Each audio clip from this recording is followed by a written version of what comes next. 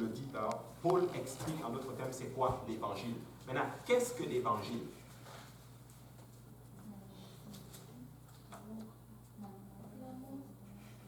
Et la résurrection de Jésus. C'est ça l'évangile. 1 Corinthiens chapitre 15.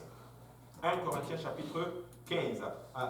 C'est ça l'évangile. Maintenant, Christ étant sorti maintenant du tombeau, on va le lire, on va juste voir ce qui s'est passé. On va aller dans Matthieu chapitre 12, verset 38. Matthieu chapitre 12, verset 38.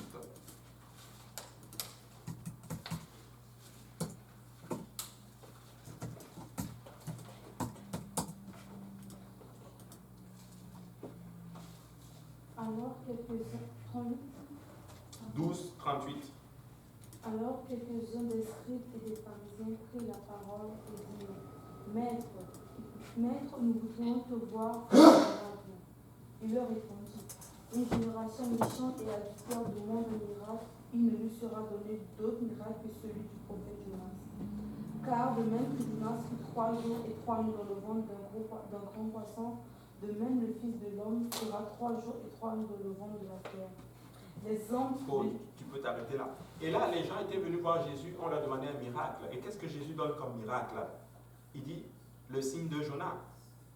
Comme le Seigneur est resté 3 jours, et plutôt comme Jonas est resté 3 jours et 3 nuits dans le ventre du poisson, ainsi le Fils de l'homme sera aussi dans le ventre de la terre 3 jours et 3 nuits. Donc il annonçait, il a déjà dit ceci. Mais ce qui est bizarre, littéralement, c'est que les apôtres, c'est comme s'ils n'avaient pas compris, en d'autres termes, tous les enseignements de Jésus. Jésus enseigne, Jésus a plusieurs fois dit aux apôtres qu'il va mourir et qu'il va ressusciter le 3e jour. Mais ils ne comprennent pas. Maintenant, Jésus est mort. Maintenant, on vient le chercher. Savez-vous quelles sont les 2 personnes qui sont venues chercher Jésus, qui l'ont sorti de la croix et qui l'ont mis dans le tombeau? Nicodème Et Joseph. Nicodème et Joseph d'Arimathée. Donc nous avons la preuve que Nicodème était devenu un disciple. Il a suivi Jésus. Donc on est sûr qu'il s'est fait baptiser au nom de Jésus, rempli du Saint-Esprit, parce que Jésus lui a dit, si tu n'as pas d'eau et d'esprit, tu ne peux pas entrer dans le royaume de Dieu. Et là, ils ont pris et ils ont mis le Seigneur Jésus dans le sépulcre. C'était un sépulcre tout neuf. Maintenant, ce qui me frappe, c'est ceci. C'est que, on va regarder cette partie-là. Regardez, les principaux sacrificateurs, les pharisiens, ils sont allés auprès de Pilate et puis ils ont dit ceci: Seigneur, nous nous souvenons que cet imposteur a dit, quand il vivait encore, après 3 jours, je ressusciterai.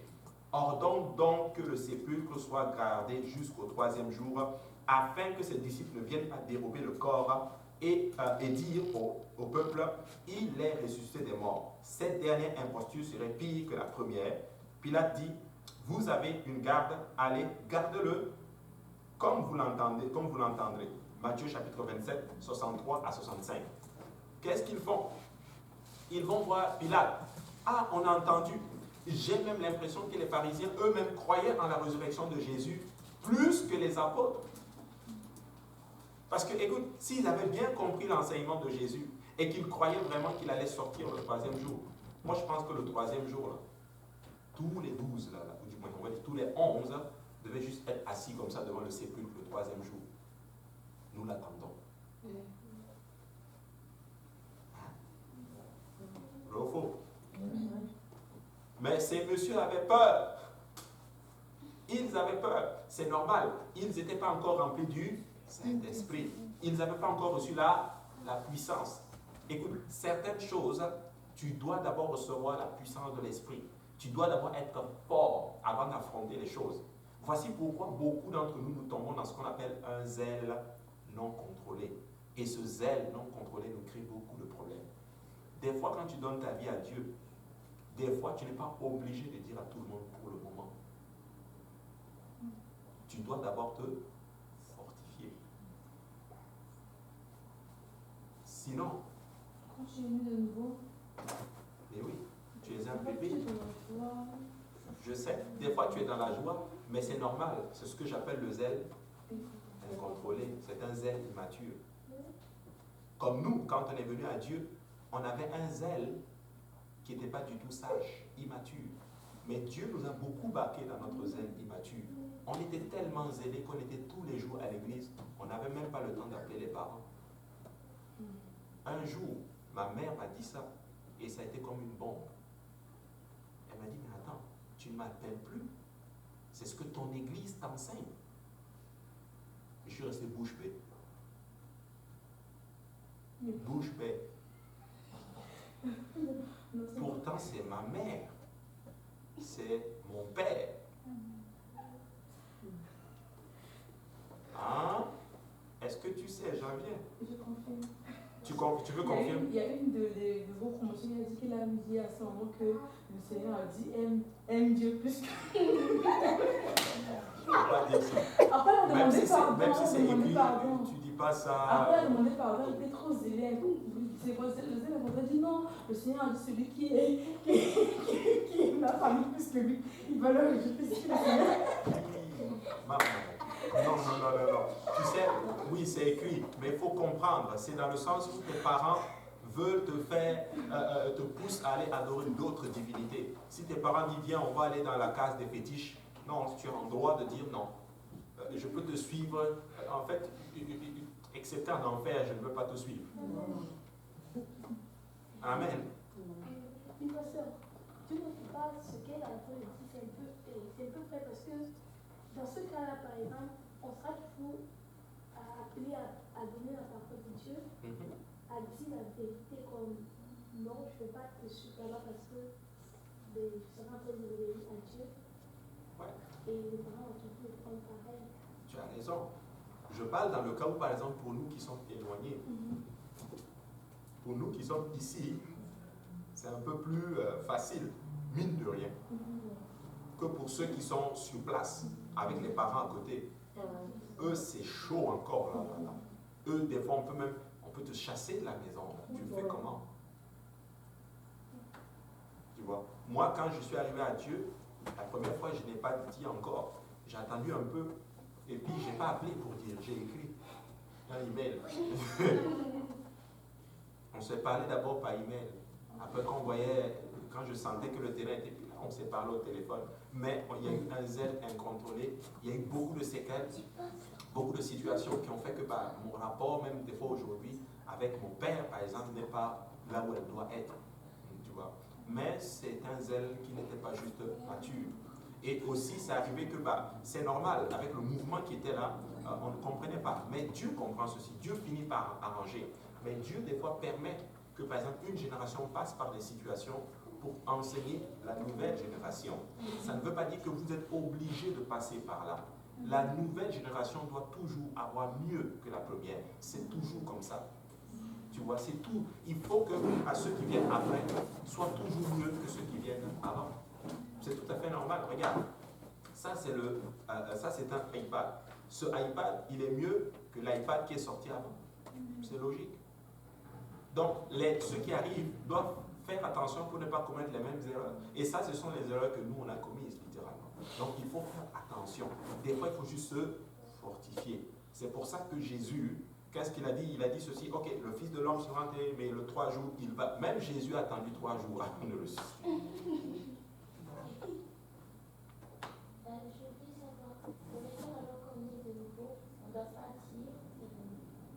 Je ne dis pas qu'il ne faut pas dire.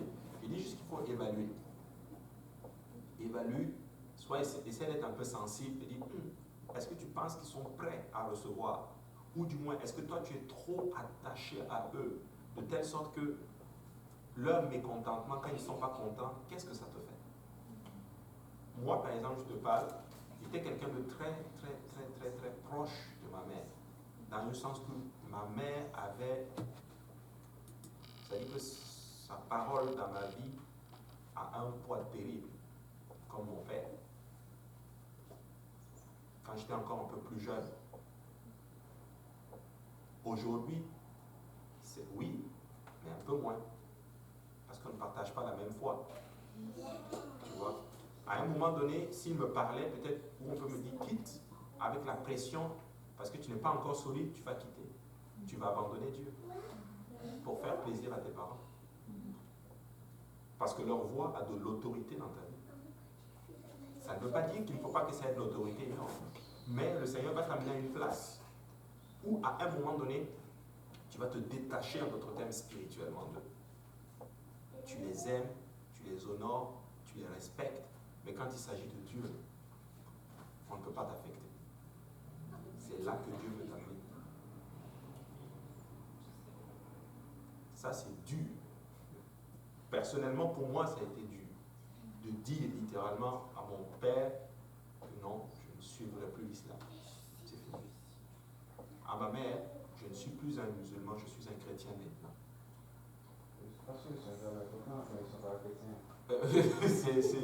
C'est ça. C'est ça. Tu sais, des fois, tu serais surpris. Mais quand tu arrives à cette place et que tu montres de la maturité, tu serais choqué de leur réponse. Moi, quand j'ai écrit à mon père pour lui dire que j'étais devenu chrétien, je l'ai expliqué de A à Z. Il m'a envoyé un deuxième message, je lui ai envoyé un autre message.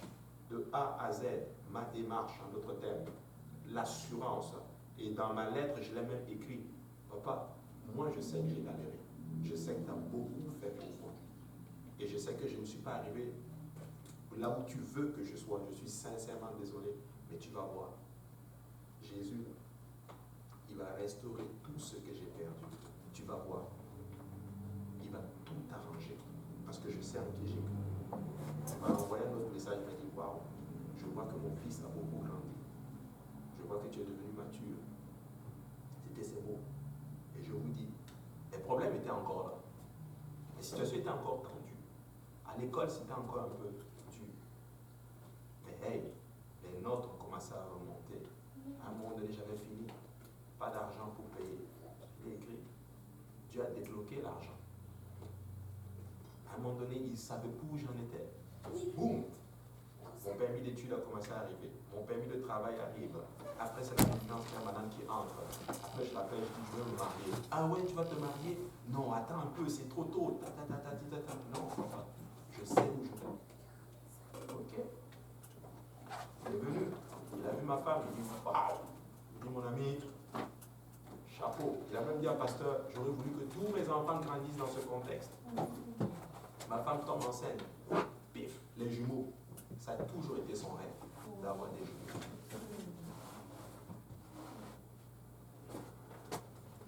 Et je l'ai dit, Dieu va faire de grandes choses. Après, les choses ont commencé à restaurer tranquillement. Et j'ai remarqué quelque chose. Tu sais, quand tu sais Dieu et que tu es sûr, c'est que les mains de tes parents n'ont pas pu accomplir, toi tu vas l'accomplir. Mon père a toujours voulu être un enseignant.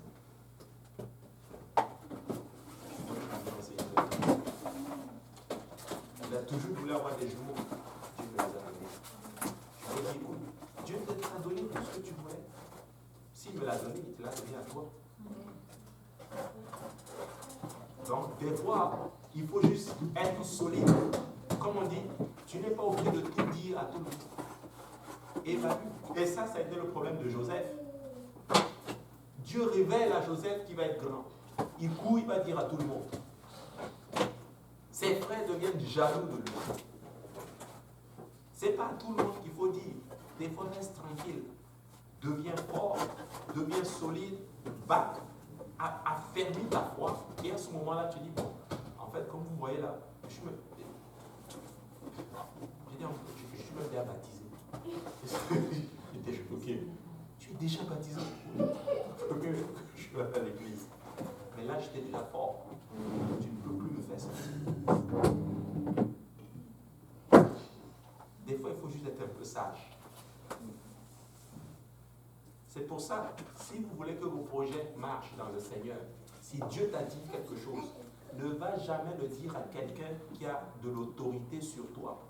En d'autres termes, au niveau des paroles. En parole, personne ne peut t'influencer. Soyons honnêtes là, on va se parler un peu. Certains d'entre vous, je suis sûr qu'il y a des frères et des sœurs, tu as quelque chose en tête, mais elle vient te dire quelque chose d'autre, pour elle la passe, et toi tu laisses ton projet. Soyons, dis Amen. Amen. On se connaît. C'est vrai ou c'est pas vrai? Oui. Et j'ai connu ça. Des fois, je venais avec des choses. Après, à l'époque, j'étais avec les frères, quand on habitait chez le pasteur Yannick. Les frères, ah non, moi je veux faire ça, moi je veux faire ça. Ok, d'accord, on va faire. Puis je laissais voir ce que je devais faire. j'ai grandi. Quand Dieu me met quelque chose à faire, je le fais. Après, je dis, bon, les gars, comment vous voyez là, Dieu m'a mis à faire. Tu es jeune, oui. Parce que c'est pour ça que ma femme a une expression qu'elle dit souvent. Mieux tu connais quelqu'un, mieux tu sais comment vivre avec la personne.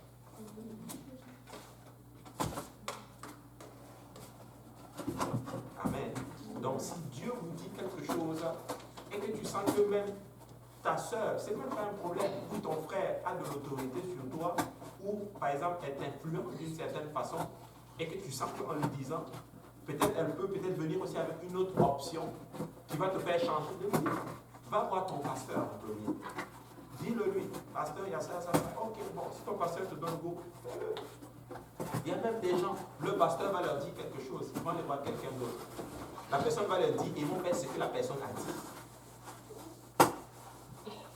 Et oui, j'ai dit ça à un jeune. Il a été affecté par une situation. Je l'ai appelé, il a quitté l'église, je l'ai appelé, je l'ai dit, on était dans la voiture, je l'ai dit, veux que tu comprennes quelque chose, cher ami. En fait, ton pasteur, je l'ai même dit directement, je n'étais pas ton pasteur. Ton pasteur, c'était l'autre personne qui t'a influencé à quitter l'église. Il me dit, mais non, mais la preuve, c'est que c'est lui que tu écoutes. C'est ce qu'il a fait qui t'a fait. Là, il a essayé de tourner, mais c'était juste clair devant toi. Alléluia. Donc, soyez forts d'abord. Quand le Seigneur il a fait ces 3 jours, il a attendu le temps convenable. Et les apôtres avaient peur. Ils sont allés rentrer dans une chambre. Ils se sont fermés. Mais la Bible dit que le 3e jour, on a même mis la garde devant eux. Mais le 3e jour, qu'est-ce qui s'est passé? On va le lire. Ah, les efforts pour garder le Seigneur dans le sépulcre, c'était juste en vain. Regardez, Matthieu 28, verset 2, la Bible dit, un ange du Seigneur descendit du ciel, vint rouler la pierre et s'assit dessus. Hein? Il roule la pierre et il s'assoit dessus. Dans certaines versions, c'est marqué en d'autres termes que les gardes sont tombés raides morts à voir les anges. Mais 3 jours en suffit que le Seigneur Jésus sorte du tombeau. Qu'est-ce qu'il a fait pendant les 3 jours? Il est descendu dans les profondeurs, il a prêché aux captifs. Il est allé où? En enfer. Et il a prêché aux captifs. Il a marché dans l'ombre de la vallée de la mort. Mais David a donné un chant à celui-là aussi. Quand je marche dans l'ombre de la vallée de la mort, je ne crains aucun mal, car tu es avec moi. Ta houlette et ton bâton me l'assurent. Il marche dans l'ombre de la vallée de la mort. Il ne craint aucun mal. Et il prêche aux captifs. Il a les bas avant? Oui. Ah, toi, tu avais les bas avant? Moi aussi, j'ai une question. Oui. Vas-y. C'est une question, je ne sais pas si c'est une question. Il est parti chez les captifs, bon, ceux qui sont morts pour le prêcher. Ben, ça me laisse penser que donc, on peut aller prêcher aux morts, je ne sais pas. Dans le temps, avant la mort de Jésus, je ne sais pas. On peut donner une opportunité à ceux qui sont morts d'être encore sauvés. Par exemple, je peux donner celui qui était aussi là-bas, qui pleurait. Donc, si Jésus était parti là-bas, il pouvait aussi être sauvé, je ne sais pas. Non, parce que le sein d'Abraham, on a vu qu'il y avait 2 parties. Il y avait l'enfer, donc le lieu de tourment, et puis il y avait le sein d'Abraham, un lieu de repos. C'est là qui était, en d'autres termes, les anciens, les David, les Abraham, tous les grands là, ils étaient là. Mais entre les deux, il y avait ce qu'on appelle un abîme. Quand tu prends Lazare et le riche, c'est là que le riche était dans ce lieu de tourment. Et quand Jésus est allé en enfer, et tout ça, on appelait ça l'enfer. Et quand les deux souffraient de l'autre côté, mais l'autre souffrait moyennement. Non. Le Saint Abraham, c'était un bon endroit. C'était vraiment un endroit de paix et de repos. C'est là qu'ils étaient. Mais le Seigneur les a pris et les a amenés en d'autres termes avec lui. Maintenant, au paradis. Voilà. Mais s'il est parti prêcher là-bas à ceux qui sont morts, il est parti en enfer, dans les 2 endroits en enfer. Non, il est parti au sein d'Abraham. Juste au sein d'Abraham. Il n'a pas, c'est pas ceux qui étaient perdus qu'il est allé récupérer, non. Il est allé récupérer ceux qui étaient bien, qui ont fait de bonnes choses et qui sont allés dans le sein d'Abraham, le lieu de repos. Mais quand on dit qu'il est allé prêcher, il est allé justement leur dire, j'ai vaincu, j'ai la clé maintenant, alléluia. Puis le pif, il est remonté à la clé. Oui. Est-ce que ça veut dire que c'était finalement par rapport à l'histoire du Saint d'Abraham et de Lazare et de Jérémie, il y a déjà, sont tous les deux morts, il y a déjà une séparation. Absolument. On peut dire ça. Quand quelqu'un est déjà perdu, il est perdu. Ainsi, il est écrit, il est réservé à tout homme. Après toi, bien sûr. Donc, quand quelqu'un est mauvais, c'est sûr que s'il meurt, peut-être que le jugement est peut-être différé, la sentence exacte est peut-être différée, mais sa fin, on le connaît. C'est comme un criminel. Il peut tuer, mais le temps de son procès, c'est peut-être l'année prochaine. Mais toi et moi, on sait que c'est fini pour lui. Ça m'a un peu confus parce qu'il y a des grands jugements qui ouais. à travers les choses d'Apocalypse. Ouais. Je comprends rien. Oui. On va la refaire encore. Mais regarde, quelqu'un qui est un serial killer, qui tue des gens, qui fait de mauvaises choses, il meurt. Il va dans un lieu de tourment. Déjà. Ouais. Dans un lieu de tourment. Il n'est pas encore en enfer. C'est à la fin qu'il va être jeté où? Dans le lac, dans la GN, le lac de feu. Mais là où il est déjà, là, il souffre déjà. Mais ceux qui ont fait de bonnes choses, les saints qui sont morts, par exemple, nos frères et sœurs qui aiment le Seigneur, qui sont morts, ils ne sont pas encore dans la Nouvelle Jérusalem. Mais là où ils sont en ce moment, ils sont au paradis, ils attendent. C'est un endroit de paix, de repos qu'ils sont. Ils sont dans le repos. Ils sont au paradis.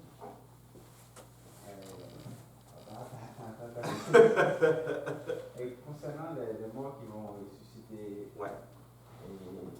Au son de la trompette, là, ouais.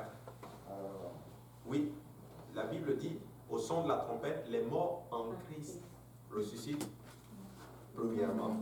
Et ceux qui sont restés pour l'avènement du Seigneur, ensemble maintenant, nous sommes élevés à la rencontre du Seigneur. Mais ceux qui sont déjà morts en Christ, ils souffrent pas en ce moment. Non, je sais, mais ils sont où exactement? Ils sont dans un endroit de paix qu'on appelle le paradis. Et là, c'est où? Hein? Oui, oui, parce qu'il y a le paradis et puis il y a la nouvelle Jérusalem. Différent. La nouvelle Jérusalem, c'est la finalité, c'est là où on va être, les saints. Amen. Et je me suis posé cette question. Tu vois? Jésus a dit à ouais. le brigand qui était à sa droite, Jésus même si c'est avec moi au paradis, pas dans la nouvelle Jérusalem. Ça veut dire quand quelqu'un meurt, il est déjà jugé. Oui, d'une certaine façon, oui, absolument. Wow. C'est vrai, quelque part déjà jugé. C'est pour ça, le monde, naturellement, nous le faisons. Il faut juste le transposer dans le spirituel. Si tu veux comprendre le spirituel, regarde le naturel. Regarde, quelqu'un peut commettre un meurtre. Toi et moi, on sait que c'est fini pour lui, là. Il va être jugé, il va être condamné. Mais son procès, il est peut-être mis dans 2 ans. Mais avant que son procès n'arrive, il est où? En prison. Tu sais, il est en prison, tout en sachant que quand tu vas passer devant le juge, c'est lui qui va juste encore te finir seulement. Où est-ce qu'ils l'ont pris? C'est des principes de Dieu. Le monde copie Dieu. Donc, quelqu'un qui sait Dieu et qui meurt, avant même d'avoir sa belle sentence, il a d'abord déjà des prémices d'abord. Il est au paradis. Maintenant, le paradis, c'est où? Je ne sais pas. Il y en a qui disent que c'est le 3e ciel. Que c'est ce ciel que Paul a vu. Hein? Il dit, je connais un homme qui a vu de belles choses, des choses inexprimables. Ce sont des choses que l'œil n'a point vues, des choses que Dieu a préparées pour ceux qui l'aiment. Maintenant, certains théologiens disent qu'il parlait de lui-même. Parce qu'il était humble. Il ne voulait pas dire moi, Paul. Mais il dit, je connais un homme. Donc, certains disent que c'est ça. Maintenant, moi, je ne sais pas. Une chose que nous sommes sûrs, nous allons aller dans un bel endroit. Amen. Oui, j'aimerais savoir, est-ce que même si une personne a tué, a fait vraiment tout ce qui est vraiment... Attends.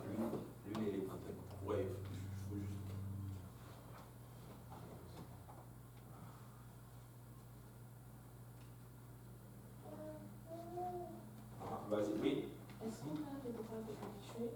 Parce que j'ai vu quand même qu'aux États-Unis, ils ont repris la peine de mort la semaine dernière. Mais je me demande même si là, c'est Dieu qui doit comme... Parce que je sais qu'il y a 4 types de personnes, les saints, mais est-ce que... Parce que là, c'est l'homme qui donne la sentence. Oui, mais le Seigneur a donné une certaine autorité à l'homme. Rappelle-toi dans le livre de Genèse.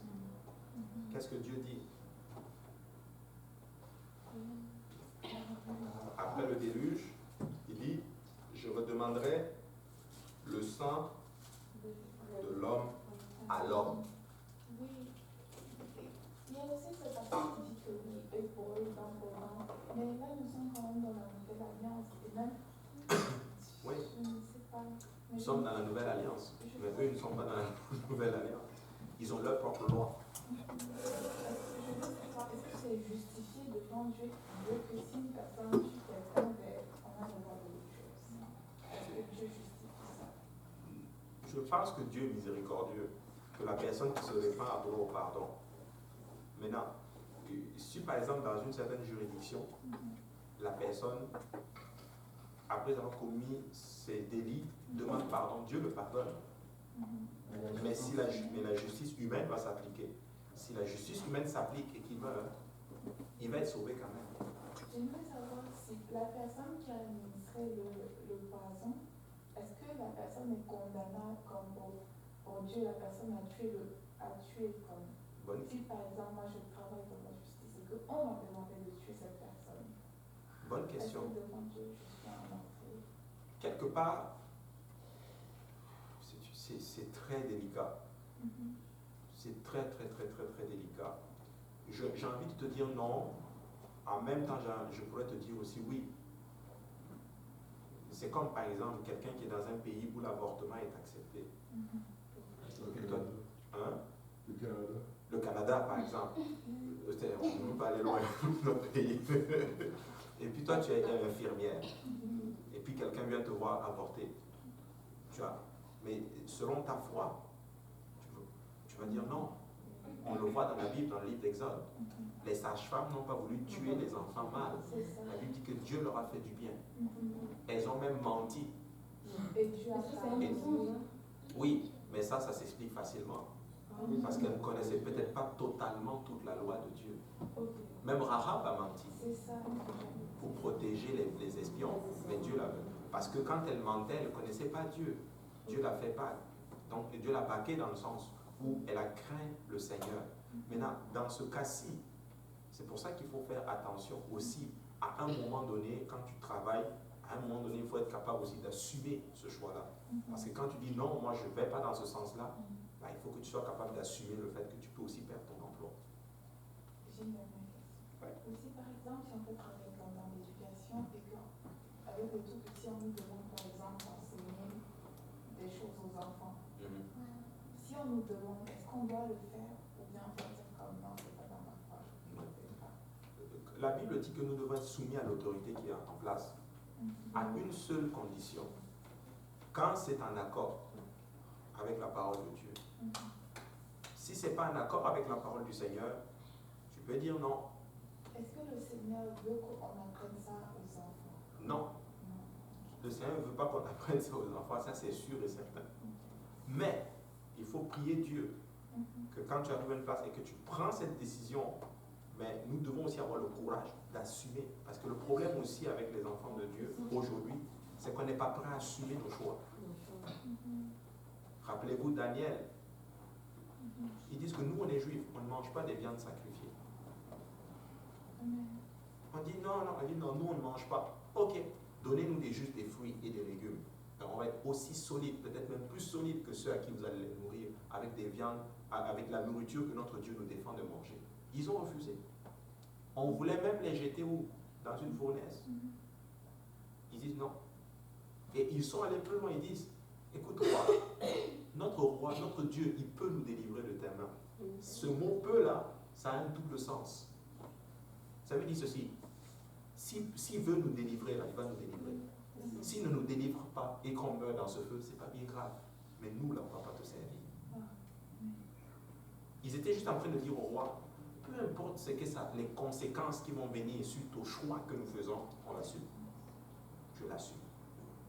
Même si je vais galérer, mais je ne veux pas fléchir les genoux devant Baal. Et c'est ça qu'on doit arriver. Parce que c'est très facile de prendre une explication, de trouver un raccourci. Oh, je viens juste d'avoir un bébé. Il faut que je mette du pain sur la table. J'ai une femme, j'ai 4 enfants. Je dois nourrir mes enfants. C'est pas aussi un manque de confiance à Dieu? Aussi. Donc c'est effet crescendo, ça révèle maintenant beaucoup de choses. Peut-être que notre foi est faible et toutes ces choses. Donc c'est toi aussi ta relation avec Dieu.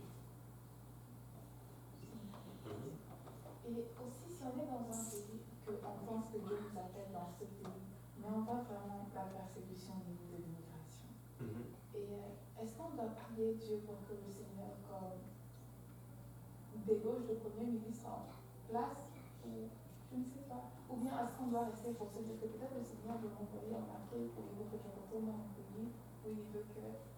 Quand je lis la Bible, je ne vois pas que c'est écrit prier qu'on déloge le souverain. La même Bible dit prier pour le souverain.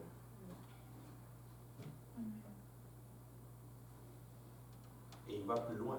Il dit même tu ne parleras pas mal de ton souverain. C'est terrible ça. C'est comme récemment, avant de venir ici aujourd'hui, parce que comme je ne me sentais pas bien, j'ai pris off au travail, et puis là j'étais vraiment en mode repos là aujourd'hui. Et puis là, parce que comme j'aime aussi suivre un peu l'actualité, et puis les émissions, et puis je regardais un peu, qui a entendu parler de Jamal Khashoggi, le journaliste qui a été tué en Arabie Saoudite. Non, en Turquie. On croyait que c'était... Ouais, c'est un Saoudien, voilà. On l'a tué. Il est allé au consulat de son pays, tout le temps on l'a attrapé là-bas, il paraît qu'on a découpé les mains, on l'a démembré carrément. Mais après, tout le monde disait ah non, on l'a tué, il faut justice. Et ils disent que c'est le roi d'Arabie Saoudite qui l'a tué. Après, ils ont dit quelque chose que il critiquait beaucoup le roi d'Arabie Saoudite. Après, je suis contre le fait qu'on l'ait tué. Il est libre. Mais ma Bible dit, tu ne parleras pas mal contre ton souverain. Tu ne parles pas mal contre le souverain. Tu pries pour lui. Tu pries pour lui. Après, je ne suis pas en train de justifier le fait, je ne dis pas que je suis d'accord qu'il soit mort, non. Mais laisse-le. La Bible dit qu'il n'y a pas une autorité qui vient si Dieu ne l'avait pas mis en place.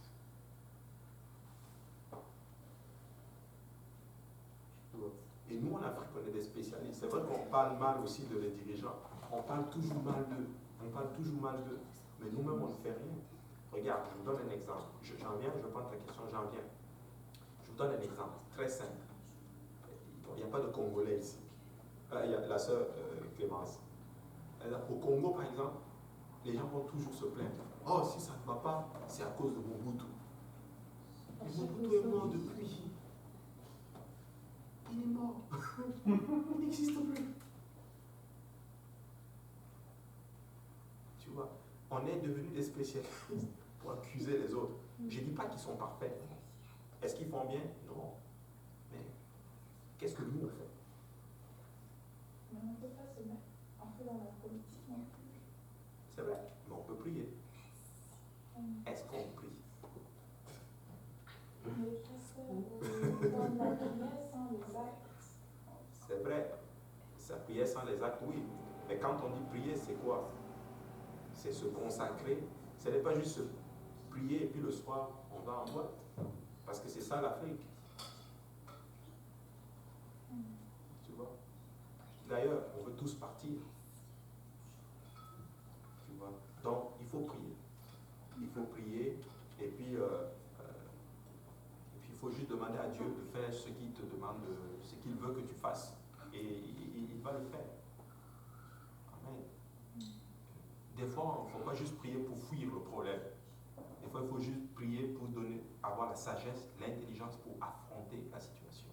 Parce que la vie, là où tu vas aller là, là-bas aussi, il y a un autre lot de problèmes qui vont t'attendre. Amen. Donc, c'était lui avant ou c'était toi avant? Ok. Lui et puis. Je voulais savoir, concernant le fait que la Bible dit que en fait, les personnes seront jugées en fonction de leurs écrits. Oui. Bon, il y a des époques où on a fait l'évangélisation n'a pas été bien introduite en fait. Et peut-être chaque fois que je veux parler de Jésus à quelqu'un, les gens sont toujours comme non, ce sont les choses des blancs, c'est eux qui l'ont menacé, ils ont introduit ça, on avait d'autres trucs avant et tout. Est-ce que les personnes d'avant cette époque-là vont être jugées comme.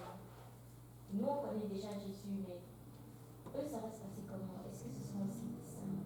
Voilà. La Bible dit ceux qui ont péché avec la loi périront avec la loi.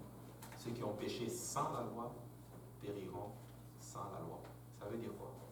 Ceux qui n'ont pas entendu parler de l'évangile, ils seront jugés en fonction des œuvres qu'ils ont faites. Mais ceux qui ont entendu l'évangile, qui ont entendu la parole, ils vont être jugés avec ça. J'avais aussi une question. C'est dû au fait que l'évangélisation n'a pas été bien introduite en Afrique et que c'est un peu comme une occasion de chute pour certaines personnes. Est-ce que le Seigneur va être indulgent avec ces personnes-là, ou est-ce que les personnes qui, à cette époque-là, ont entendu parler du Seigneur Jésus, mais dû au traitement qu'ils subissaient, n'ont pas accepté? Est-ce que ces personnes-là aussi, le Seigneur sera indulgent avec eux? C'est une très bonne question. Tu sais, une chose que je peux te dire, c'est que le Seigneur sera juste. Tu sais, personne ne va subir une injustice. Nous allons tous être jugés équitablement. Parce que la Bible dit qu'il est le juste juge. Comment ça va se passer? Je ne pourrais vraiment pas te dire. Comment ça va se passer pour telle personne? Ou même ça va aller, je vais même encore aller même dans ton sens. Quelqu'un qui a découvert l'évangile au Canada, un pays libre, où tu peux adorer le Seigneur comme tu veux. Toutes les structures sont là pour que tu serves Dieu. Il y a des bus pour venir à l'église. On propose même de venir te chercher. Et écoutez-moi bien. Nous qui sommes ici dans la facilité là, c'est en même temps très dangereux pour nous. Parce que Dieu va regarder ceci et va dire, mais toi c'était plus facile que l'autre qui est au fin fond du Congo, ou au fin fond du Cameroun, qui n'a pas les mêmes structures que toi, les mêmes enseignements que toi. J'ai eu la chance d'aller dans certains endroits. Tu sais, les simples choses qu'on enseigne ici, là, tu enseignes ça là-bas, ils sont là. Waouh! Alors que pour vous, c'est banal. Et ils sont waouh! Il dit juste, on veut les structures, on veut des notes, on veut des enseignements, on veut des choses. Tu sais, ils n'ont pas toutes les... Maintenant, est-ce que Dieu va les juger au même niveau que nous? Je ne sais pas. Est-ce que nous, on va être jugés plus durement? Par rapport à eux, je suis convaincu. Parce que la Bible dit, celui qui a acquis beaucoup a été donné, on te redemandera aussi beaucoup. Franchement, là, quelqu'un qui me dit qu'il ne peut pas servir le Seigneur ici au Canada, franchement,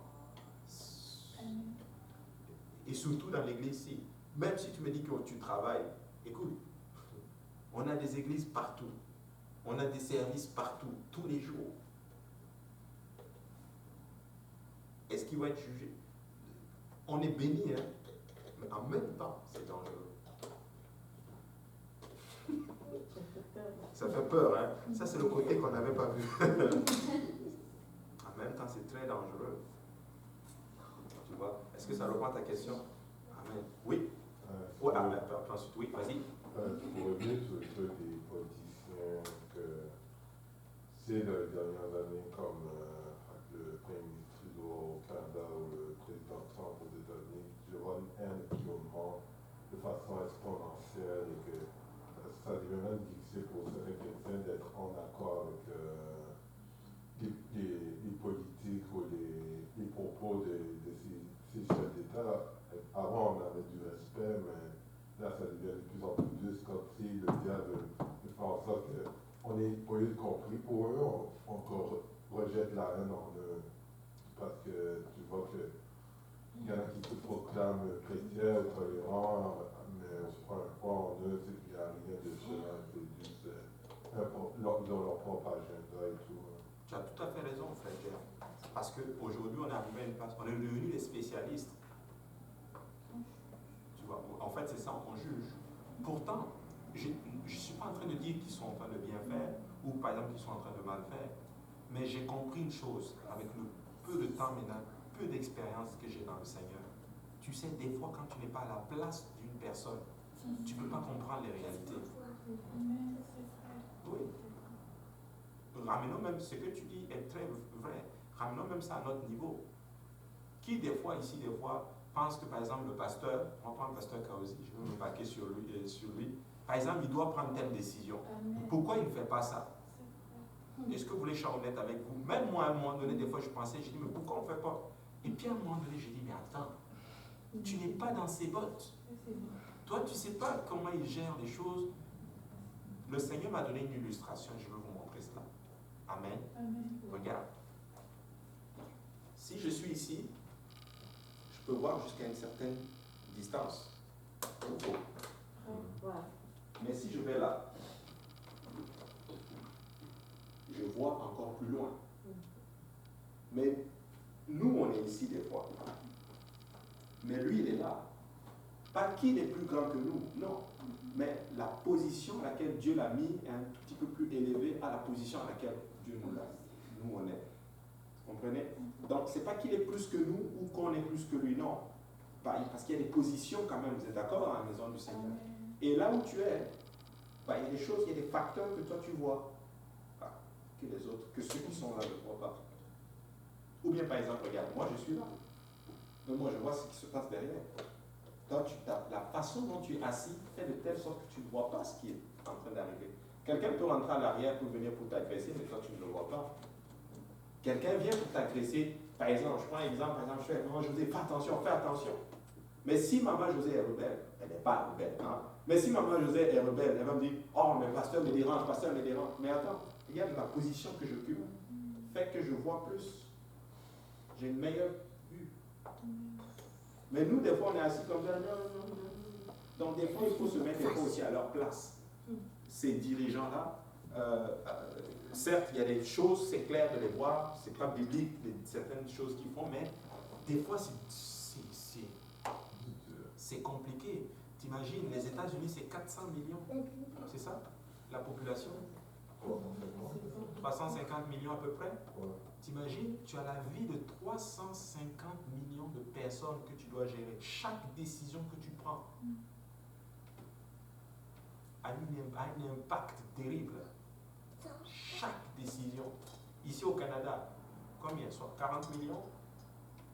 Chaque décision que tu prends. Mais on est les premiers à les frapper. Alors qu'il faut prier que Dieu leur donne l'intelligence, la sagesse, qu'ils prennent des décisions qui vont favoriser l'avancée de l'œuvre du Seigneur. Favoriser les églises. Favoriser en d'autres termes. Tu sais, si on se met ensemble et qu'on prie contre ce projet de loi contre les enfants, il peut se lever comme ça et dire, ok, on change cette loi-là. Lui-même, il ne sait pas pourquoi. Il dit, on change juste. Mais les chrétiens savent ce qui s'est passé. Ils sont allés changer cela sur leurs genoux. Comment vous expliquez que le roi Cyrus se lève un beau matin, il dit, l'Éternel m'a dit que les Juifs doivent retourner construire le temple. Allez, Manu. Allez.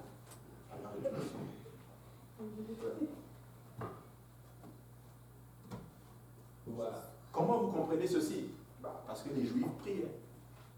Ils étaient exilés, mais ils priaient. Vous savez pourquoi ils priaient? Parce qu'ils avaient des prophéties qui leur disaient que 70 ans après, ils vont revenir. Ils avaient des prophètes. Ils lisaient les textes de Jérémie qui leur disaient, vous allez revenir. Ils ont commencé à prier, Les Daniels, tous priaient. Et au temps convenable. Et vous savez quoi? C'est fort. Parce que même Ésaïe avait prophétisé qu'il y aura un monsieur qui s'appelle Cyrus. Ça, vous savez ça. C'est écrit dans le livre de Ésaïe. Ésaïe avait dit, mon serviteur Cyrus, Dieu avait même nommé le roi qui va les faire venir, et cela des siècles avant. Dès que Cyrus est arrivé, les Juifs ont dit, c'est toi. On va prier jusqu'à ce que toi-même, tu vas juste le faire. Amen. Voici pourquoi, quand tu prends les Juifs aujourd'hui, ils connaissent tellement les textes qu'ils ne jouent pas avec toi. Vrai ou faux? Parce qu'ils regardent les textes, ils savent qu'un jour, ils vont revenir dans leur nation, ils vont être tout. Ils prient. Et ils prient, et puis Dieu fait des choses. Je suis en train de prier, j'ai à cœur d'enseigner ceci un jour. Comment faire vivre une prophétie. Une promesse. Ou une prophétie. Dieu donne une prophétie, comment la faire vivre? Parce que Dieu avait prophétisé que les Juifs allaient revenir construire le temple. Jérémie l'avait prophétisé. Tu imagines, on les chasse, hein? Ils partent de chez eux avec une prophétie disant, ok, vous partez là, mais 70 ans, jour pour jour, vous reviendrez. Ils partent avec ça. Et quand ils partent là où ils sont là-bas, là, ils ne restent pas tranquilles. Ils mettent de l'argent de côté. De l'argent de côté, de l'argent de côté, de l'argent de côté. Vous savez pourquoi? Parce que quand on va revenir, on va rebâtir le temple avec cet argent. Et vous savez quoi? Quand ils sont venus, ils ont rebâti le temple avec les finances du roi. Et l'argent qu'ils avaient, ils ont utilisé cela en notre terre pour faire d'autres choses avec. Rebâtir les murailles. On l'a étudié, n'est-ce pas? On a fait cette série de sons. Je vais la refaire encore. C'est important. Tu peux le faire revivre. Le livre d'Ézéchiel, il y a tellement de prophéties. Ézéchiel 37 prophétise sur ces eaux. Certains disent que c'était Israël qui va revenir. Certains pensent que c'était juste en d'autres termes. Hitler, quand il avait tué les Juifs, vous savez, la Shoah, vous êtes au courant de ça, les Juifs étaient morts, ils étaient dispersés, mais le Seigneur prophétisait qu'ils allaient avoir leur propre nation. Et Ézéchiel, chapitre 37, était en train de prophétiser sur ce temps où l'armée d'Israël va se révéler. Prophétise sur ces eaux.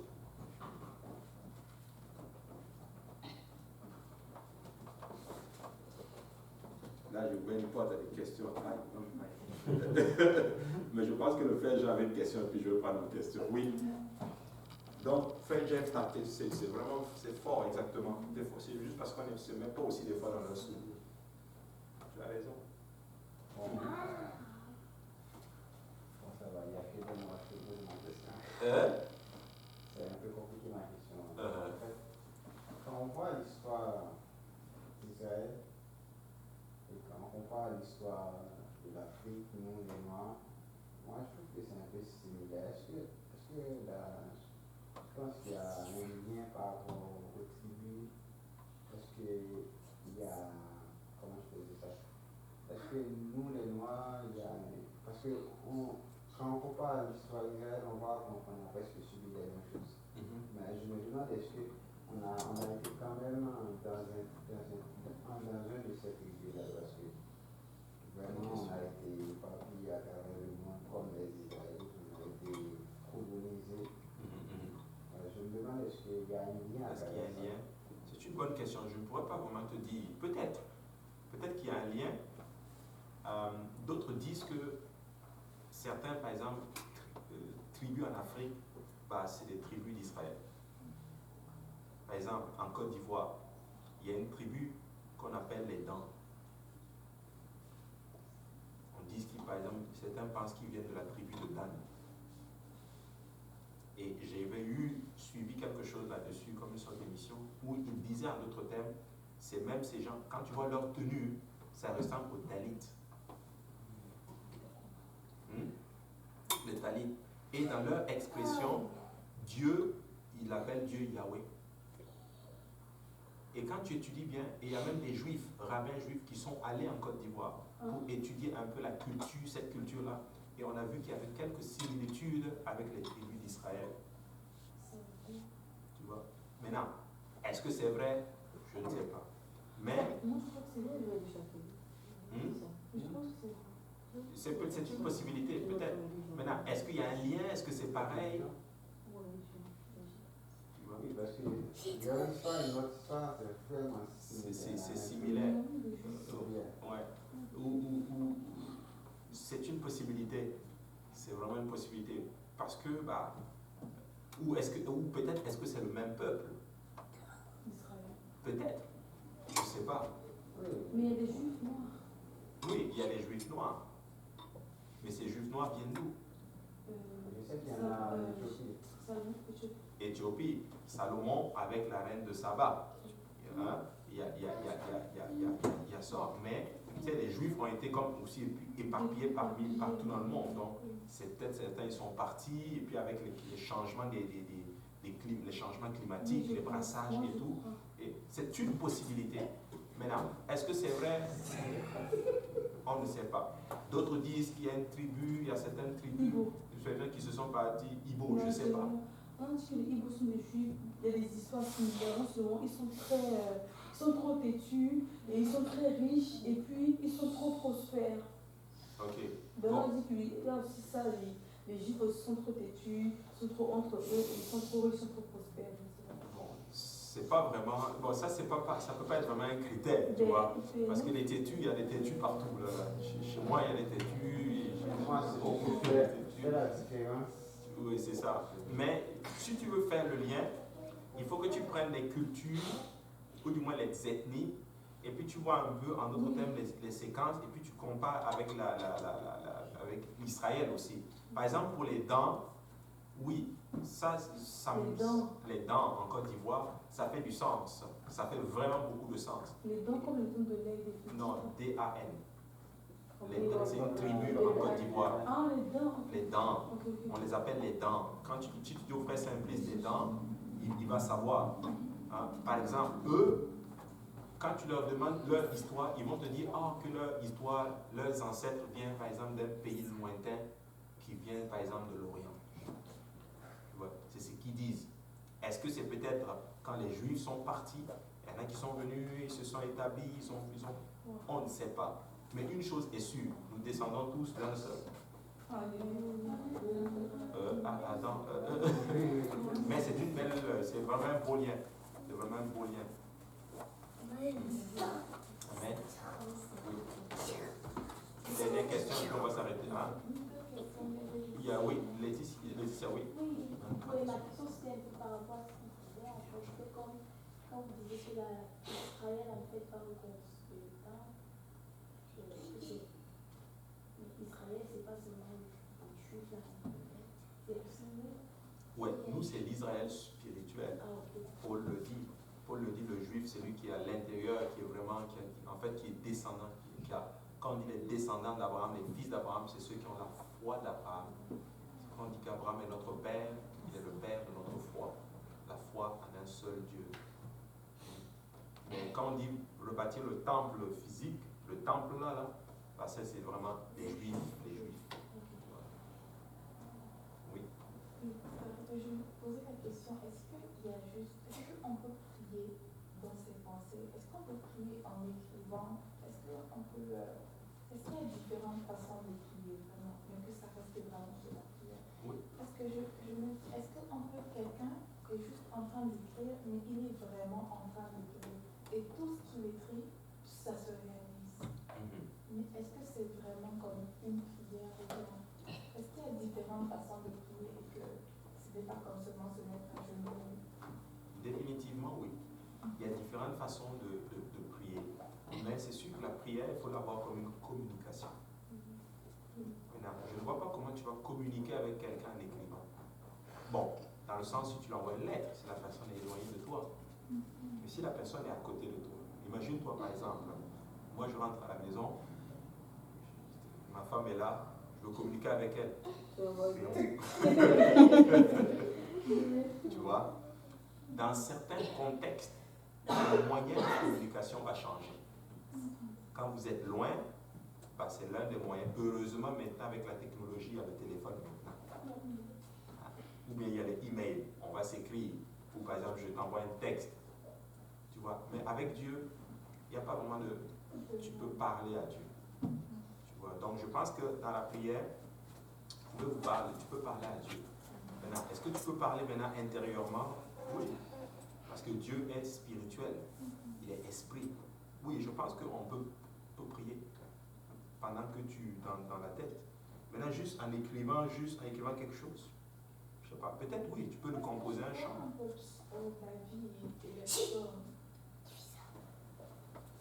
Ouais. Nous, c'est parce que nous l'avons écrit. Mais quand David, lui, le faisait, c'était vocalisé. Mais qui est il y avait des gens qui écrivaient ce qu'ils disaient. Ouais, peut-être lui-même, il l'a écrit.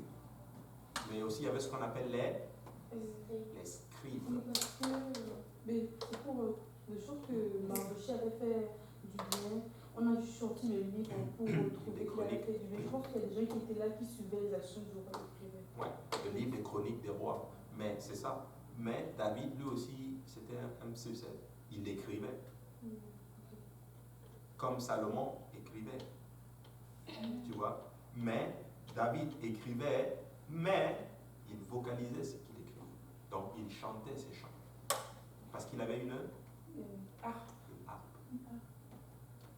Mais parce qu'il y a des personnes qui ne savent pas exprimer, parce que c'est un témoignage, qui ne savent pas exprimer ce qu'ils ont à l'intérieur d'eux. Il y en a des personnes qui vont dessiner, il y en a des personnes qui vont écrire, il y en a des personnes qui vont chanter. Mais il y a vraiment des personnes ils n'arrivent pas à parler. Même si vraiment ils ont un truc à l'intérieur, eux ils ne peuvent pas l'exprimer. Ils ont besoin comme d'écrire ou de chanter ou de... Oui, tu as tout à fait... Est-ce que cette personne doit prier le Seigneur pour que le Seigneur débloque son langage toutes les prières sont bonnes. C'est sûr que, oui, cette personne, c'est sûr, oui, elle écrit, elle exprime ce qu'elle ressent en écrivant, mais cette personne ne communique pas juste par écrit. Tu sais, quand elle sort, par exemple, tu veux demander ton chemin à quelqu'un, non, mais je fais pas ça, tu vois. Mais ce que je veux dire par là, c'est que... dire des trucs intérieurs comme des blessures. Je ne parle pas des trucs comme ça. Je parle vraiment des trucs qui sont importants, que la personne ne peut pas parler. Oh oui, là oui, tu écris. Oh oui, ce sont des moyens de laisser littéralement ce que tu ressens. Oui, tous les moyens sont bons pour exprimer, bon, pas tous les moyens sont bons, mais les moyens sont bons pour exprimer ce que tu ressens. Il y en a, ils sont plus, quand ils ressentent pas, quand ils pleurent, ils crient, d'autres vont l'écrire, d'autres vont l'exprimer. Mais en ce qui concerne dans la prière, il faut parler à Dieu. Il faut parler à Dieu. Oui. C'était qui avant? Non, elle d'abord. Elle d'abord?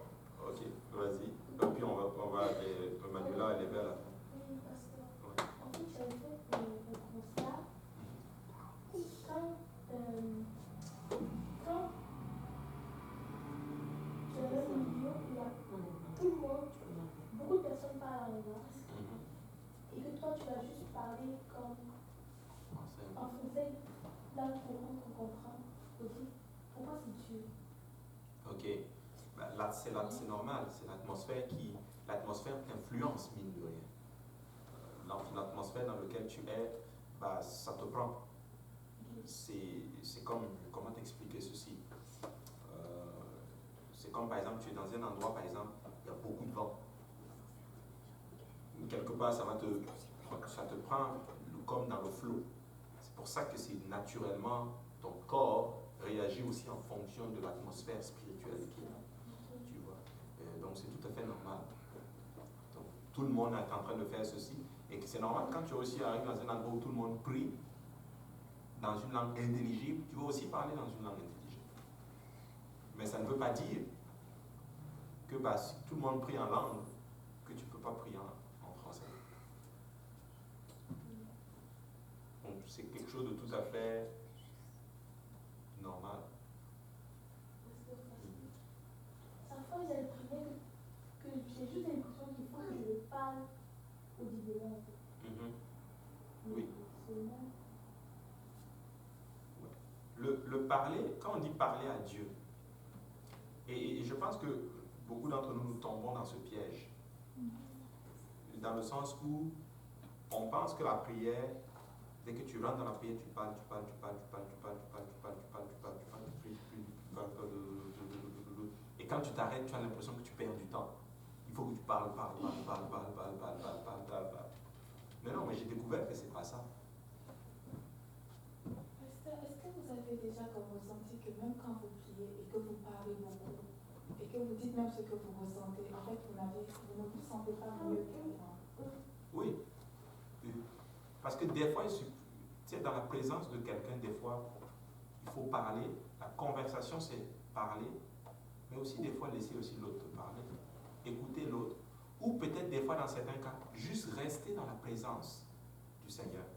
Il parfois, il y a des pensées discrètes qui viennent. Oui, bah, tu disciplines tes pensées. C'est ça. Des fois, ça m'arrive d'être en prière comme ça, je n'ai rien à dire.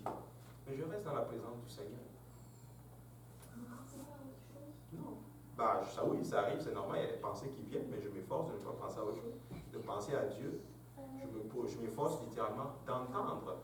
Et souvent, dans des cas comme ça, c'est très fructueux. Parce que c'est dans des cas comme ça que Dieu me donne des idées. Il me dit, ah, regarde, ici, là, peut-être et si tu faisais ça.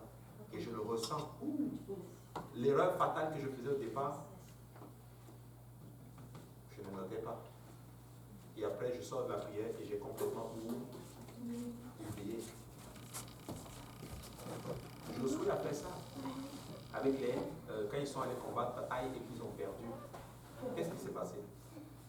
La Bible dit qu'il est resté du matin au soir dans la présence du Seigneur.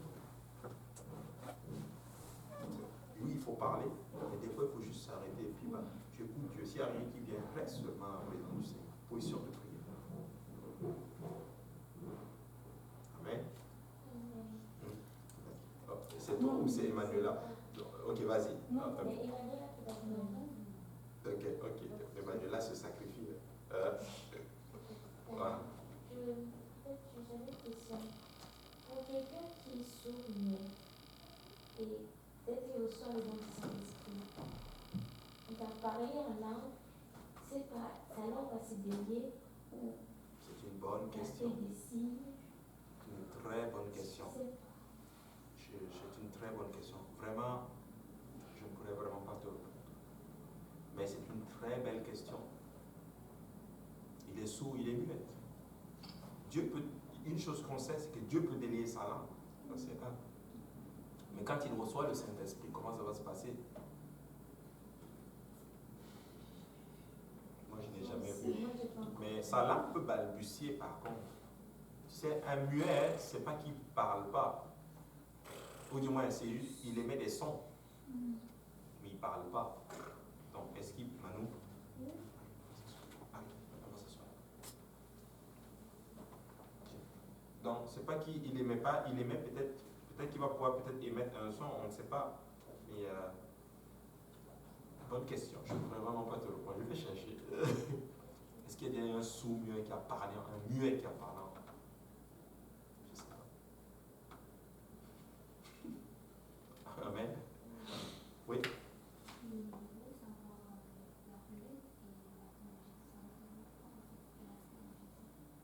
Ah, bonne question. Oui, ça c'est. Je suis en train de faire quelque chose que je vais quand même vous le dire. Je ne sais pas si je. Voilà. Ok. Tu sais, le berger, il a la houlette et il a aussi le bâton. Le bâton du berger, ça représente quoi? Le fouet. Si la brebis s'écarte, il tape pour la ramener. La houlette, c'était un long bâton comme ceci, crochu. Quand la brebis tombait dans un trou, il allait mettre la houlette, il va la prendre dans son cou, il la sortait. Donc David est en train de dire ceci. Seigneur, ta houlette et ton bâton me rassurent. David est en train de dire, si je dévie, ton bâton pour me corriger là, c'est ça qui me rassure. Tu sais que si je quitte, tu vas juste me frapper seulement et puis tu vas me ramener là-bas. Moi, je peux l'assurer. Je vais en fait, c'est la leçon que je suis en train de préparer pour enseigner peut-être dimanche. C'est ça que David est en train de dire. Et si je tombe dans un trou, ta houlette, tu vas venir me chercher par mon cou et tu vas me sortir. Avec le bâton, le fouet. pense que vous n'avez pas vu ce côté. Hein. Mais sinon,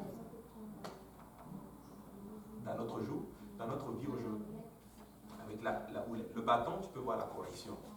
La houlette, si tu veux, tu peux le voir. Ok, même si je tombe dans un endroit de perdition, où je quitte Dieu, j'abandonne Dieu, par exemple, pour certaines raisons, Dieu va quand même trouver le moyen de revenir. D'une certaine part, la correction. Il y a certaines personnes. Ah oui, ça peut être le berger. En fait, ici, oui, tu as le berger Zik, qui est le pasteur, mais tu as le berger spirituel qui est le Seigneur. Maintenant, si par mégarde, ça ne va pas arriver, au nom du Seigneur Jésus, toi, tu quittes l'église. Ça ne va pas arriver, amen. C'est juste un exemple. Tu es parti de l'église et quoi que ces heures-là, voilà, ça ne va arriver. Je sais que ça ne va jamais arriver. Voilà, tu es parti de l'église, mais Dieu va utiliser la houlette. Tu sais ce qu'il peut faire? Il peut permettre que tu aies des problèmes. Mais vraiment des problèmes qui fait que je n'ai pas le choix que de revenir à l'église. C'est la lettre ou la... Hein? Ça, c'est la lettre. Bon, ça, dépendamment de la situation, tu vas évaluer. même la houlette, ça fait mal. Oui.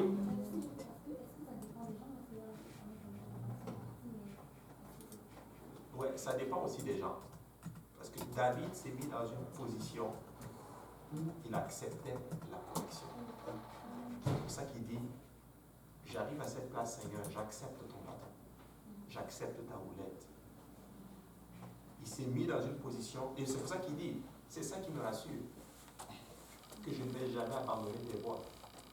C'est pour ça qu'il dit à la fin de son psaume 23, de sa chanson, il dit quoi? Et j'habiterai dans la maison de l'Éternel tous les jours de ma vie. Parce que ta houlette et ton bâton, ça là, c'est ma garantie. Tu sais, des fois, il faut dire ceci au Seigneur. Ramène, corrige-moi sur le coup, mais garde-moi de tes voies. Et c'est ça. C'est pour ça que Jésus dit, le Seigneur dit, David, c'est l'homme selon mon cœur. Et moi, je connais quelqu'un comme ça qui quand la personne était dans le Seigneur lui a tout donné. La personne a quitté le Seigneur, la personne a tout perdu. Tout. Le travail que le Seigneur avait donné, la paix que le Seigneur avait, tout. La personne est revenue à l'église. Gloire à Dieu. Le bâton et la houlette.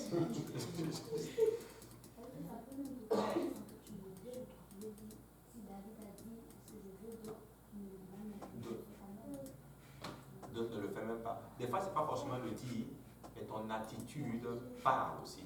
Ton attitude parle à Dieu, dit à Dieu, ta houlette et ton bâton me rassurent. J'accepte ta correction.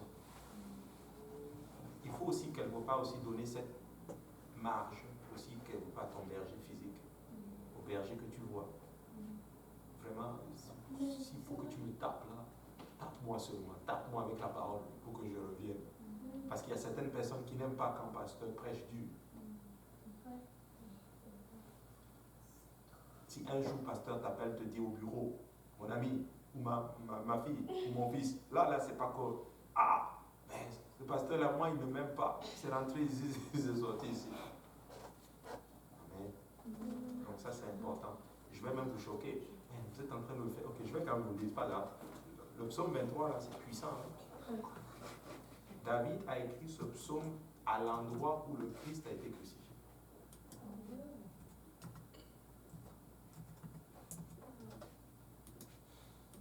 Et le berger, des fois, quand il y a une brebis qui est trop récalcitrante, têtue, vous savez ce qu'elle faisait, le berger? Il casse sa jambe.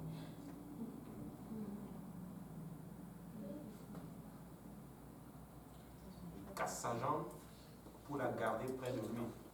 Et plus le temps que la jambe se rétablit, elle s'habitue à son maître et elle commence à reconnaître la voix de son berger. La brebis, c'est le seul animal, lorsqu'elle se perd, elle ne peut pas retrouver son chemin elle-même. Elle a besoin d'un hasard. Le Seigneur nous compare à des brebis. C'est pour ça que quand une brebis n'a pas de berger, Jésus dit ceci, la foule était sans berger, elle était languissante et abattue parce qu'elle est sans berger. C'est pour ça ces chrétiens YouTube là. Oh, moi je reste à la maison, je n'ai pas besoin d'avoir un pasteur. Moi je suis à la maison, je regarde les services en ligne. C'est faux ça. On va aller plus loin. Certains, j'ai entendu un enseignement qui disait que le berger, quand la brebis a froid, est-ce que vous savez ce qu'elle fait? Il fait le berger. Vous êtes en train de faire le scoop là. Il lui donne du vin pour la réchauffer. Parce que vous ne l'avez pas vu. Je pensais que vous l'avez vu. J'ai vu le sang de Jésus. Du vin, mais à autre chose.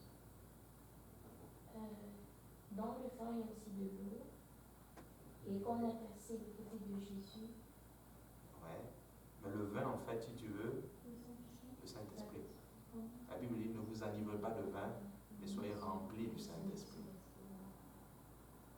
Le bon berger nous remplit du Saint-Esprit.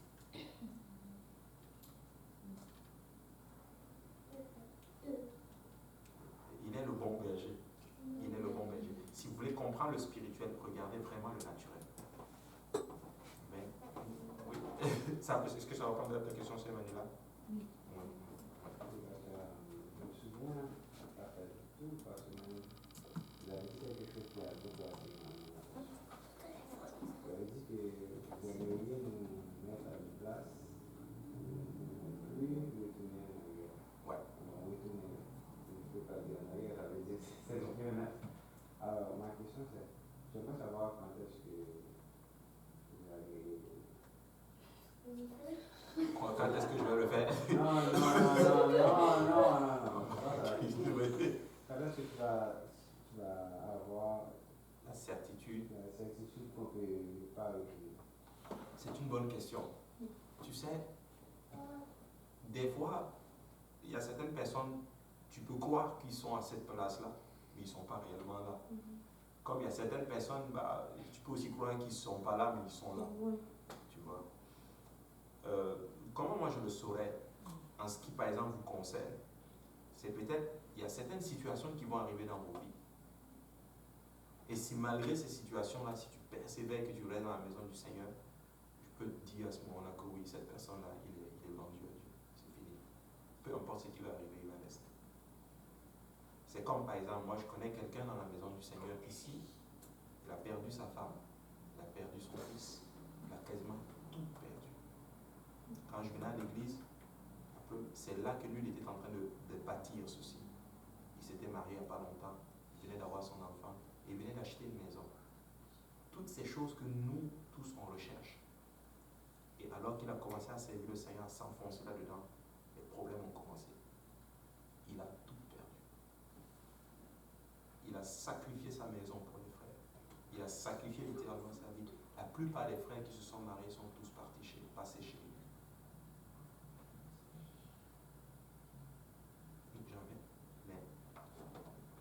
Mais le pasteur Yannick, j'ai vécu avec lui.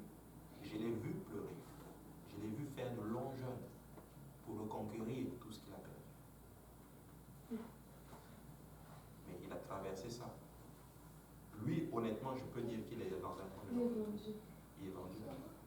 Parce qu'il a traversé cette situation et Dieu, malgré ses problèmes, parce que moi j'ai vécu avec lui. Je sais qu'il aurait pu faire des concessions, il aurait pu prendre certaines décisions et il reprend sa famille. Sans pour autant abandonner littéralement la foi en tant que telle. Ça veut dire qu'il y a un prix à payer. Il y a un prix à payer, exactement.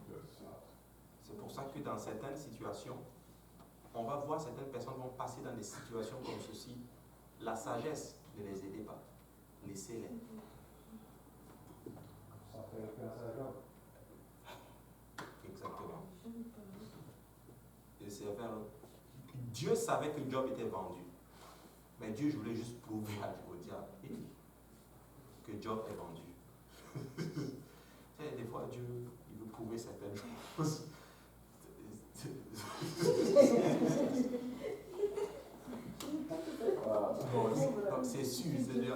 Non, tu n'as pas besoin de prouver.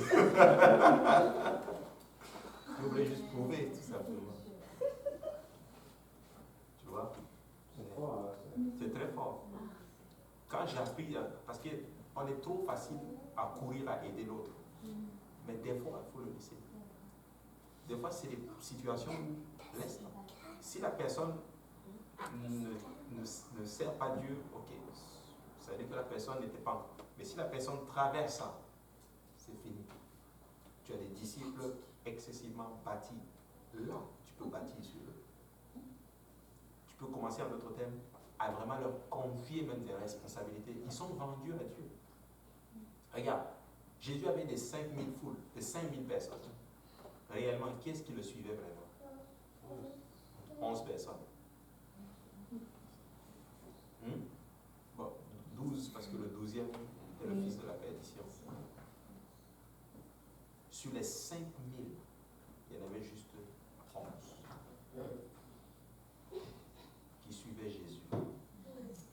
C'est fou, hein? Mais ces gens-là, la plupart d'entre eux sont morts crucifiés. Pierre, crucifié à l'envers. Pierre dit, je ne suis pas digne de mourir comme mon maître. André, lui, il est mort sur une croix en X. Il paraît que quand il a vu la croix, il a dit ceci, enfin te voilà.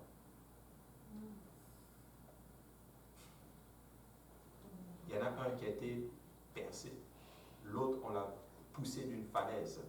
Pierre a été décapité. Je pense que c'est Dieu qui a mis la sur le temps 3. C'est pas comme. Bah, c'est un choix. Non, mais pas ça, je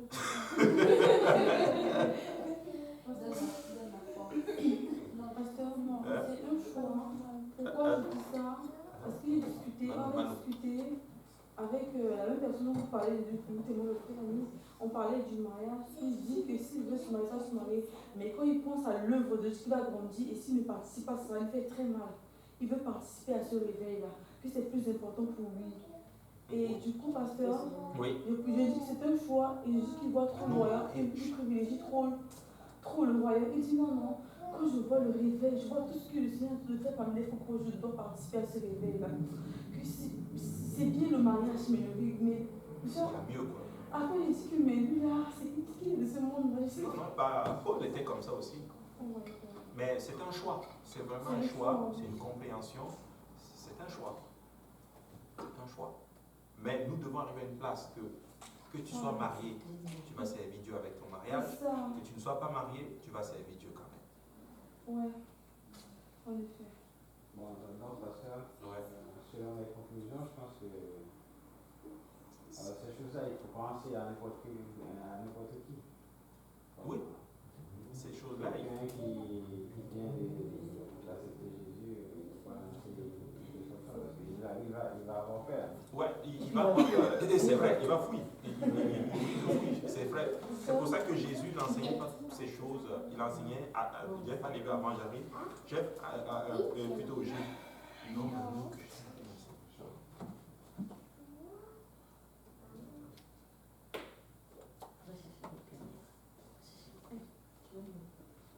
C'est pour ça que le Seigneur Jésus, il enseignait ses apôtres, mais les autres l'enseignaient en parabole. Mais aux apôtres, il le disait clairement, vous, on va vous tuer à cause de moi. Mais les gens le suivent quand même. Tu sais pourquoi? Parce qu'il avait compris que ces gens-là, il les a eus. Il les a eus. Regarde, il avait Pierre.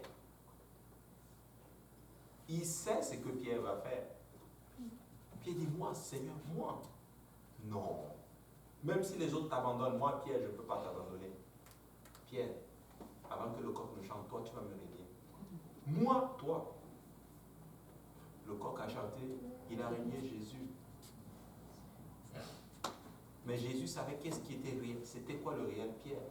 Tu vois? Mais avec le Saint-Esprit, ça a été un Pierre explosif.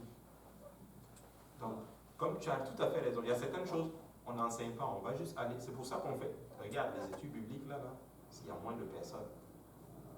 De son côté, il faut laisser la personne grandir. Un peu. Puis là, tu commences à donner vraiment la nourriture solide. Tu vois. Comme un bébé. C'est comme un bébé. C'est comme nous quand nous. Mais nous, en fait, moi je trouve que moi, quand je suis arrivé à l'église, notre croissance a été différente. La manière dont on nous nourrissait, j'ai l'impression que c'est différent maintenant. Parce que nous, là, le pasteur aussi, quand il nous enseignait, là, il nous enseignait comme ça. C'était juste sanctifiez-vous, préparez-vous, sanctifiez-vous, sanctifiez-vous. C'est après on a su que, peut-être en servant Dieu, on peut aussi se marier, avoir un travail et toutes ces choses. Mais il nous a juste baqué d'abord. Préparez-vous les gars, sanctifiez-vous. Il nous parle. Et au fur et à mesure, ces choses s'en viennent. Mais, quand tu enseignes de la sorte, ceux qui veulent servir Dieu vont rester.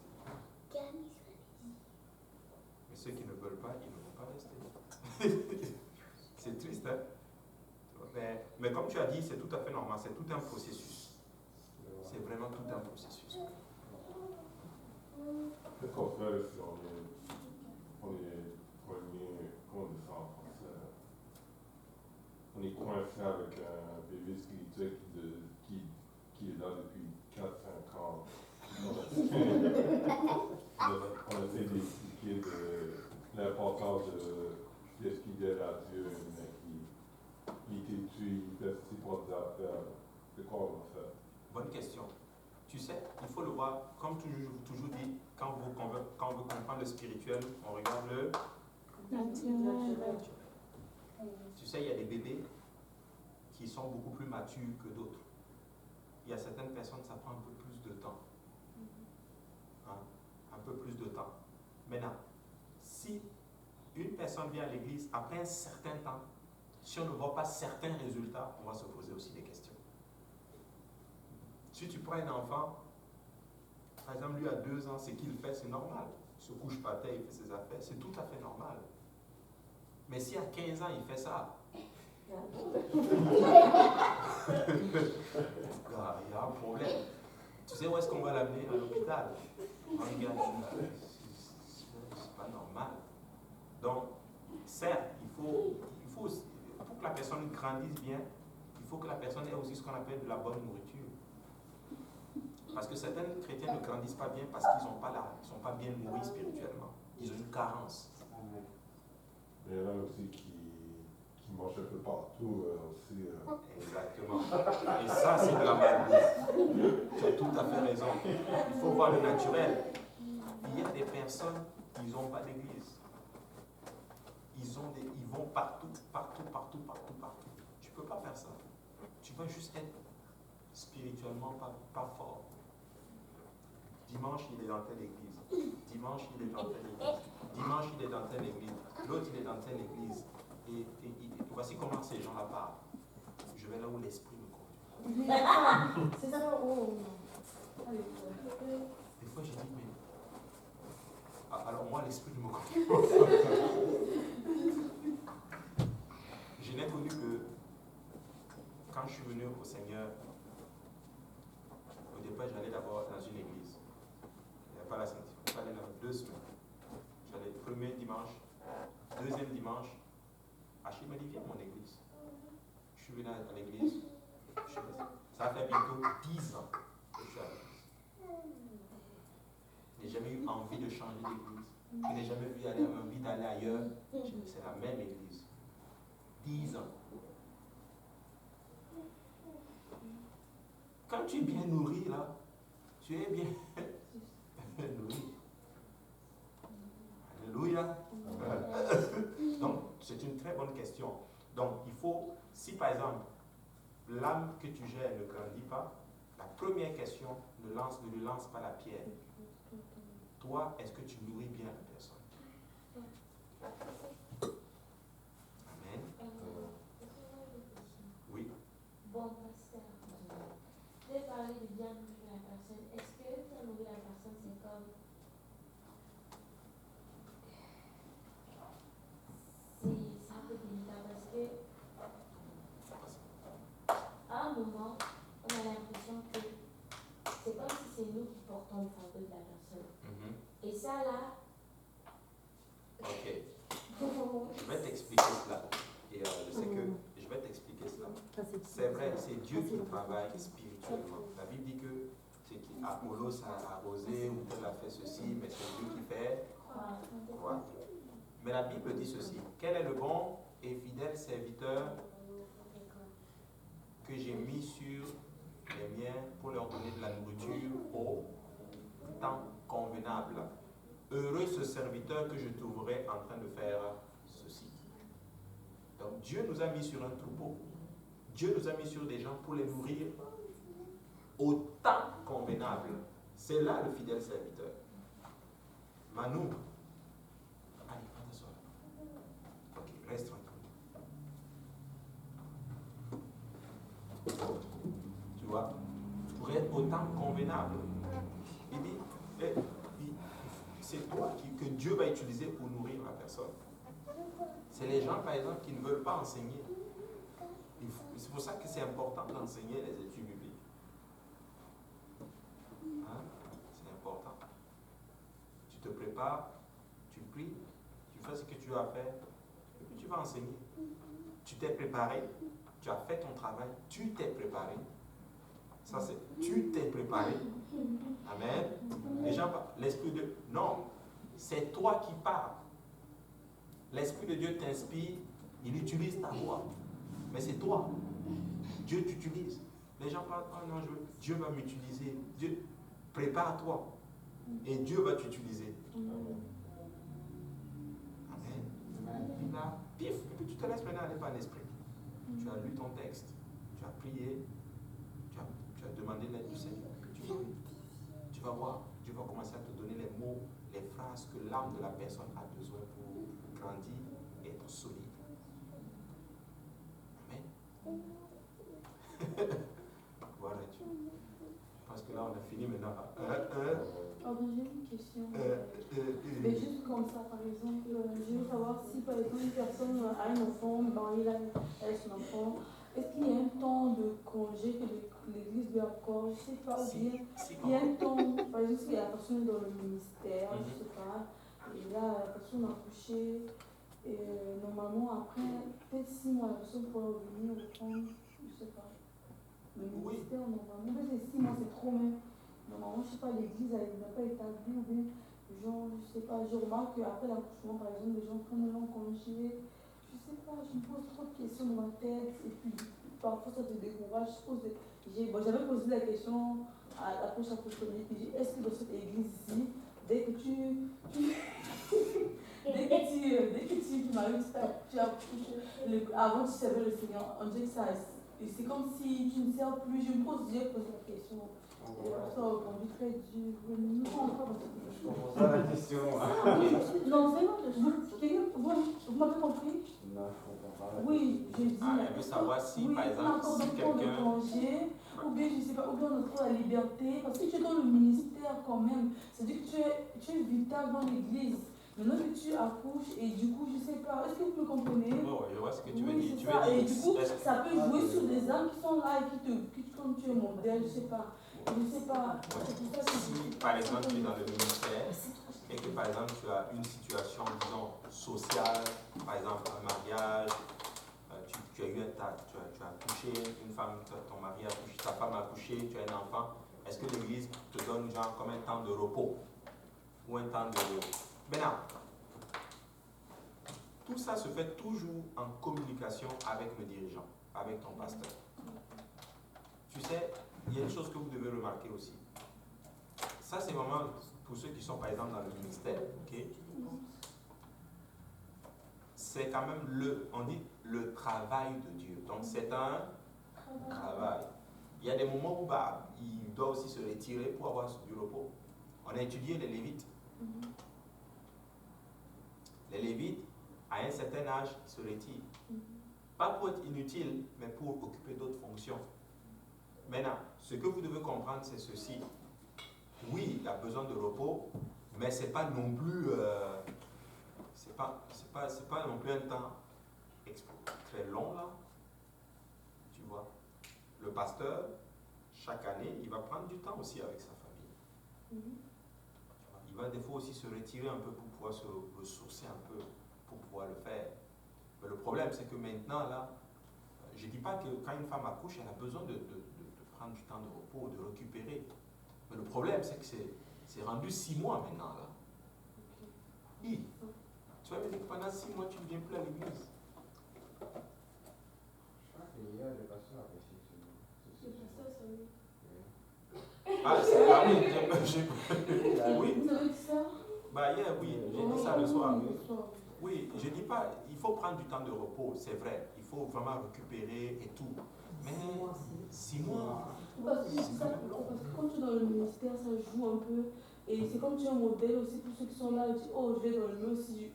Donc, si une personne est très zélée, d'un côté, ça peut briser le zèle. Oh, c'est comme ça. Tu peux réduire ton service, récupérer graduellement, pas tout le temps, récupérer graduellement, mais il ne faut pas mettre aussi un temps trop long parce que. Mais est-ce que c'est dans le ministère ou bien c'est. Moi, je dis à tous les niveaux. Ou bien juste venir à l'église? Oui, à tous les niveaux, que ce soit dans le ministère. Non, je veux dire comme Devant. ou. Le ministère, c'est nettoyer aussi le ministère. Non, Ouais, elle parle de tout. Comme c'est juste ma mère qui est partie. Mais Oui. je veux dire, est-ce que c'est le ministère ou bien c'est vraiment comme venir dans tout? Toujours en général, en venant à l'église. Moi, personnellement, moi-même, si ma femme accouche, la première semaine, 2 semaines, même 3 semaines, je dirais, non, tu écoutes. Repose-toi là. Parce que imagine, elle ne dort plus. Manu, je vais te corriger. Elle ne dort plus. Mais attends, ça devient 4 mois, 5 mois, 6 mois.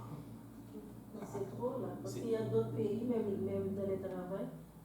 On t'a donné juste 3 mois, après 3 mois. Oui, non, c'est beaucoup. Tu vas rester? Tu vas merci. Congé maternel 3 mois, ici c'est Non, il y a trop long. non, ici c'est gâté Là-bas, même là. Non, ici c'est gâté. Ici la femme a 1 an.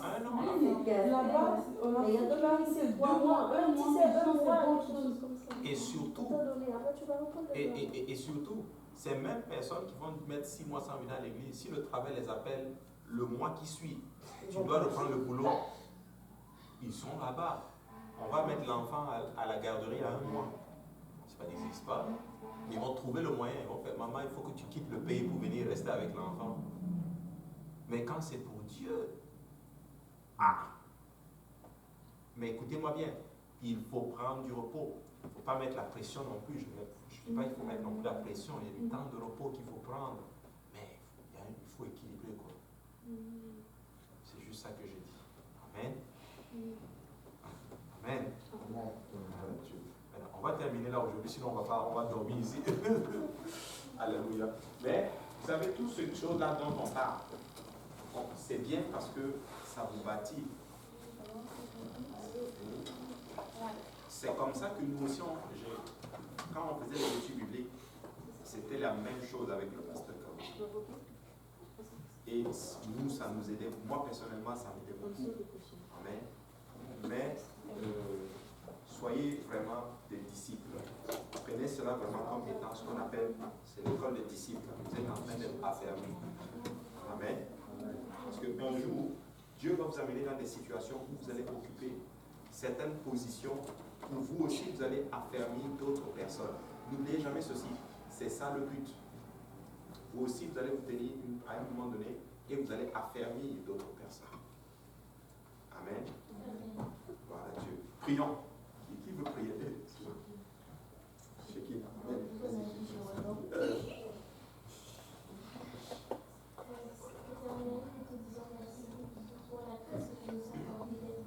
Merci pour la vie de mes frères et sœurs. Merci pour le souffle de vie. Seigneur, merci Seigneur pour ton serviteur qui a délivré ces paroles en cette soirée. Car nous ne voulons pas être des auditeurs ennuyeux. Mais nous prions Seigneur que ces paroles qui sont rentrées en nous, qu'elles puissent produire des fruits. Mon Dieu, jusqu'à dans la vie éternelle. Accorde-nous la grâce d'être réellement racinés en toi et d'être affermis, de marcher au quotidien et de suivre ta parole. Père, je dis merci pour le repas qui a été fait. Je prie que tu aies béni les mains qui ont fait ce repas. Que tu veuilles nous donner également un cœur d'amour et de partage, afin que nous puissions avoir ce cœur-là de pouvoir partager, de pouvoir donner aussi aux autres. Merci encore pour ta parole. Merci Seigneur Jésus. Au nom de Jésus. Amen. Alléluia.